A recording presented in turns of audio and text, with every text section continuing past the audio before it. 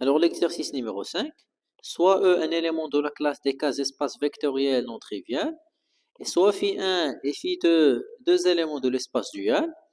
Alors sous la condition, on suppose que pour tout élément y appartient à E, le phi indice 1 en y multiplié par le phi indice 2 en y égale 0 de k. Bien sûr, la multiplication a lieu dans le corps K. Et déjà, le phi 1 et le phi 2, ce sont des applications qui partent de E et d'éléments de K. Alors, montrer que le phi indice 1 égale le 0 de E star ou le phi indice 2 égale le 0 de E star. Alors, solution.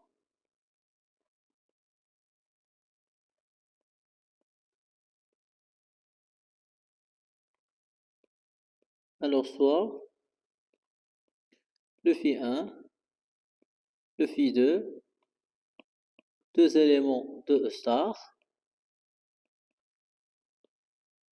ou quel que soit y appartient à E, le phi indice 1 en y point le phi indice 2 en y égale le 0 de k. Alors supposons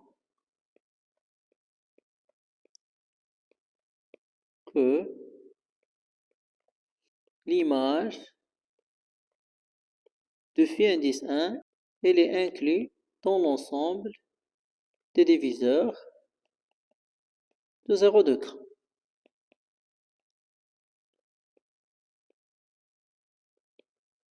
Vecteur x appartient à E où le vecteur x est différent mais le 0 de E. Il existe y appartient à E avec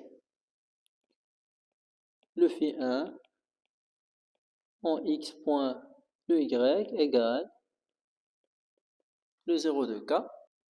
Et bien sûr, le phi 1 en x est différent mais le 0 de k.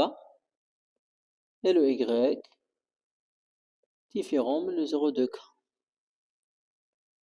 Or, l'ensemble des inversibles dès le cours K, c'est exactement le cours K moins le singleton le 0 de K. Donc,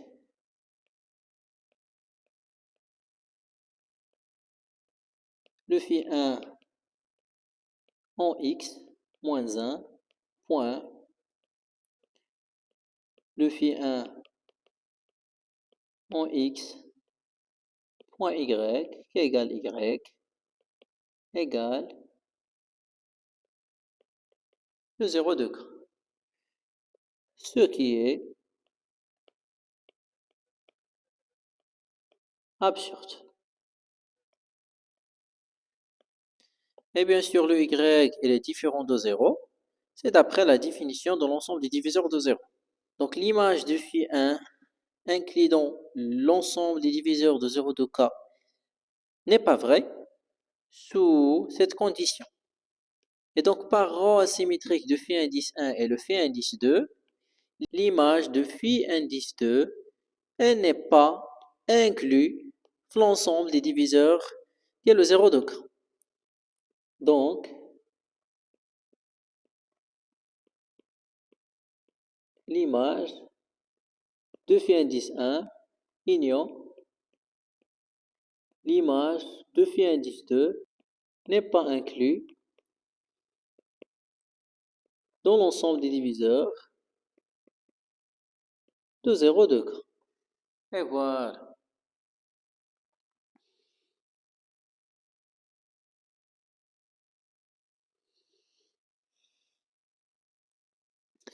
Donc,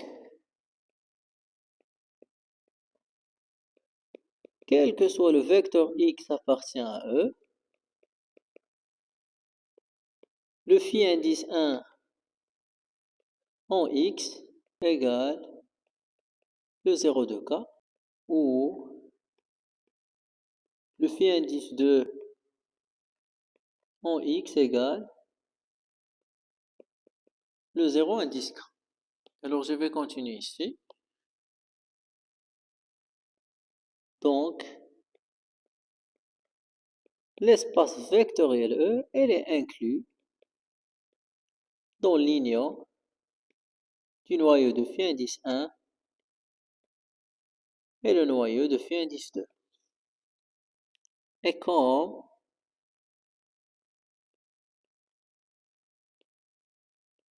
le quart de phi indice 1, elle est inclus dans E, et le quart de phi indice 2, elle est inclus dans E, alors le E égale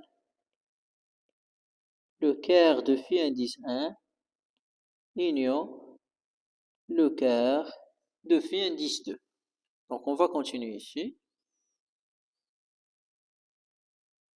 Comme تلاحظوا, le quart de phi indice 1 aussi, c'est un élément de la classe des cas sous espace vectoriel de E. Et de la même manière ici pour le quart de phi indice 2.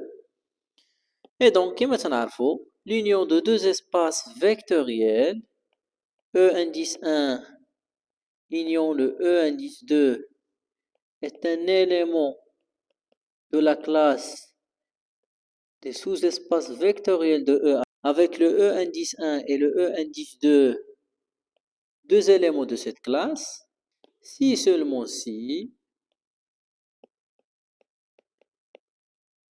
le E indice 1 elle est inclus dans le E indice 2 ou le E indice 2 elle est inclus dans le E indice 1. Donc,